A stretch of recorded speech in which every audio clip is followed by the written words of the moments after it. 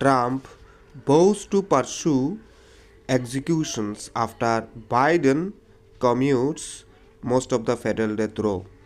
এই সেন্টেন্সের অর্থ হচ্ছে আপনার জো বাইডেন তার ক্ষমতার শেষ হওয়ার আগে অনেক অপরাধীদেরকে, যাদের মৃত্যুদণ্ড সাজাপ্রাপ্ত অপরাধী, যেটাকে ডেথ রো দ্বারা বোঝাচ্ছে, সর্বোচ্চ সাজাপ্রাপ্ত যে আসামি বা কয়েদি তাদেরকে ডেথ রো বলে।